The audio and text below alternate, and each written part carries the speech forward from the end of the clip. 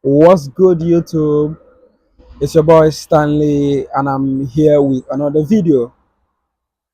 Man, on this video, I'm just out here and I'm reading a book also. Yeah, I love to read books, you know. I'm reading a book on Reminisces of a Stock Operator. There's the book. It's actually a nice book. That talks about written by Jesse Livermore.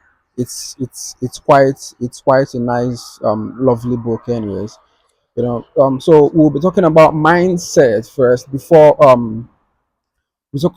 I read out something that I want to read out from this book, like a passage that I would love you guys for just for us to get a little bit motivated from what we're doing. Like, I'm sorry, but this is actually a channel that where I would say it in your face. Like, I would tell you the truth about um what we are actually going through, because I feel that or rather I feel like we can relate to each other if we are traders, and especially if you're coming from nothing. If you're coming from nothing, or you're trying to grind it from the hood, you know that is me. Okay, like, I feel that we can actually relate, something like that. So the first things that we will talk about is mindset. Bro, you can't have a positive mindset if you're if you've got some part of a poverty mindset in your head. You can't do this if you're having a poverty mindset. Like, I don't want you to think that, bro, I can't get this Lambo, or bro, I can't rack up my account, like, or bro, I can't, or like rack up my lot size, or like stuff like that, or you can't get that house, or you can't drive that car, or you can't up your lot size, or you can't have that girl, or you can't have that guy. Man, like, it is I don't want you to ever, like, put that in your head, because once you start having that poverty mindset, once you start feeling like having a limit on what you feel like you're going to achieve, then you're having a problem. I don't feel like I can achieve nothing. I feel like I can achieve the greatest things. That is what we should be, or like, be feeling about, something like that. All right. So poverty mindset, if if you're not in an environment where, like, like, you would get that good condition for trading, or like, for your mindset, and you can find confidence, and like, you can find a resting place in reading books, or going to the gym, or doing some extracurricular activities, something like that, like going swimming. Yeah, I'm sorry, but I don't know how to swim, but I am actually trying to learn how to swim, just for me to, kind of be something that would sort of relieve some stress on my head. But yeah, if you listen to all the motivational speeches on YouTube, and if you listen to all the motivational uh, uh, just any motivational podcast or YouTube, no matter no matter um the motivation that you read or you watch, no matter the motivational video or the motivational whatsoever podcast, stocks, stuff like that, that you will get from traders out there, or even if they are not traders out there, and you are not putting in the work, bro, you'll still be just the same way that you've been. If you're not putting in the work, and if you're not putting in the what the motivational speakers have said, but both on trading psychology and stuff like that. If you're not putting it into play, if you're not putting it into play, if you're not practicing it, if you're not practicing all the motivational stuff you're hearing, bro, you'll still remain the same. You will still remain the same, because this isn't going to be handed over to you just in a platter. Trading is not easy. Trading is not easy, and you can't be handed like it is not. It is not a bed of roses. Okay, so I'm just going to quickly read out what Jesse Livermore has said in this book. Like, it is a nice passage, man. You're going to enjoy this passage, and I'm just going to read out here. Like, it says, the market you see had been a fine trading market. I was right. I mean, I was reading accurately. The opportunity to make millions was there in the market. The opportunity to make millions was there, but I allowed my gratitude to interfere with my plays. Okay, so sometimes, yeah, like you can have like something like overconfidence. Sometimes you can feel overconfidence in trading, and you'll be like, man, I'm a victim of overconfidence in the market. Like, we all have been there. I was spanking the market, and I was so, like, sometimes, like, if you feel like you're kind of invisible to the market anymore, you know like, I think the best times to ever be cautious about what you're doing is when you're on a profit streak, like you're making profit. That is the time to wash yourself and wash your mentality. So I am actually a victim of being overconfident in the market, but I am dealing with that, and I am working on that. Okay, yeah. So he was actually talking about being overconfident in the market. Yeah, and on the second passage, he wrote, and that wasn't the worst thing about it. It was that after, there was practically no opportunity for me to make big money. After having that loss, and after having the loss that he did, he didn't have the opportunity to like to trade again, like to make profit again, to try to recover from his losses. Things like this occur too when you will be on that, or you have to wait for quite a long time after being on a loss. After being on a loss, and the market will just flatten out without giving you opportunities to trade. Bro, not trading is trading.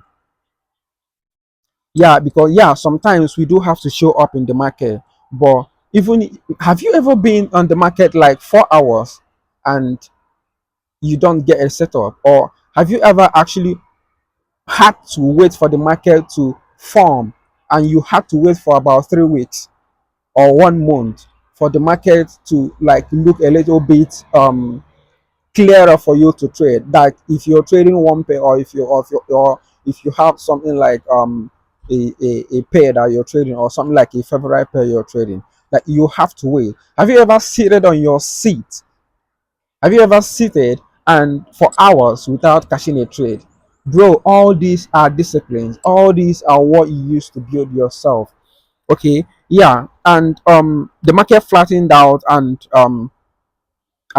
things like drifted from bad to worst for him, and he had to be on losses for like for 4 years. Bro, no matter how long you've been on losses, just hold on. Do you know, life is like a market? The market goes, drops, and then consolidates, and then drops again. Those pullbacks in the market are just like how human life is. If life is pulling back on you, that is natural. That is natural. You don't have to rush it. If the market is pulling back to you, like you've been there and you're not there anymore, You've been there, but you're not there anymore. That is life. Instant gratification. You don't have to feel that. Instant gratification. Okay, bro, like if you've been there, and or you've not, even if you've not been there, but you've been on that losing streak, or you've been on going through wars, dealing with family, dealing with bills and all of that, bro, take it quite easy. Your mental health, take care of your mental health, ease yourself. Okay, so he was in losses for 4 years. Some people have been in losses for 5 years, and some people took some time out from trading for like 5 years, bro. So you can't compare your number one with number 100 of someone else. Don't even try to, because you don't know how like your neighbor started, or you don't know how the person you're seeing on Instagram or the person you're seeing um on YouTube started. The conditions for you and them might not have been the same thing, and you're trying to, like, like, try to meet up to the level of that person, or you're trying to be like that person, or you're trying to, like, like, if I know you can relate with me, but if you don't have to you don't have to rush the process. That's why there are so many fake gurus out there trying to sell you dreams that are not real. We deal with real things here. Okay, yeah. So he was kind of on a losing streak for like 4 years, man. So, and that was it. And then he said, and it was unwise for a speculator to allow himself to be influenced by the consideration. To, like, I'll quickly read this out again. He said, but it was improper. Okay, it was proper for me as a man to act the way I did. Okay, in Don Williamson office, and he said, but it was improper and unwise for me as a speculator, for me as a trader, for me as a forex trader, for me as a crypto trader, for me as a commodity trader. It was unwise for him as a speculator to allow himself to be influenced by any consideration to act against his own judgment. To act against your own judgment. Don't act against your own judgment. Don't take someone else's analysis. Don't give it more priority than you give yours. Bro, in this market, do you. Yeah, you can learn other strategies, and but when it comes to clicking the buy and sell, bro, do you.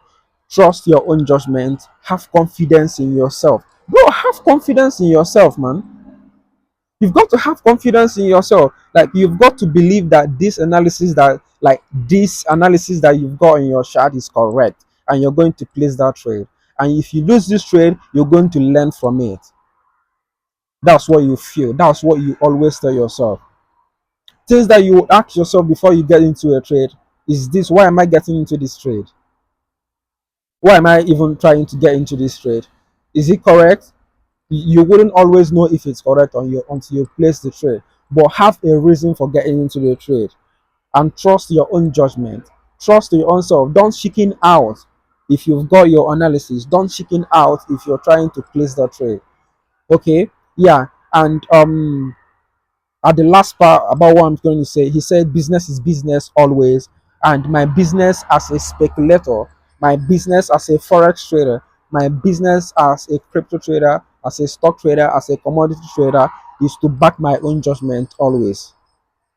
Back your own judgment always. Always back your judgment. Always back your own judgment. Don't feel like your analysis isn't correct until you try it out. If you lose it, learn from it. It is not bad to take losses in trading, but make sure that you're learning from your losses, because the cost of being wrong in the market is so volatile, and the cost of being losing in a market is so expensive. So make sure you learn from your losses and back your own judgment from anything that you're doing in trading. All right, guys. So I hope you got value from this video, and just try to